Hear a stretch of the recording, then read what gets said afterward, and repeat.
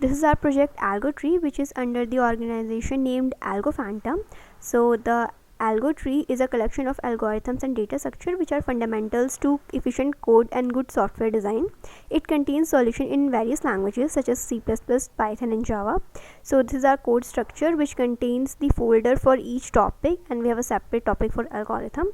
Each folder contains its own readme which gives the brief introduction to that topic. And at last we have a list of questions in these three languages, C++, Java and Python. Each file start with a brief introduction to that algorithm.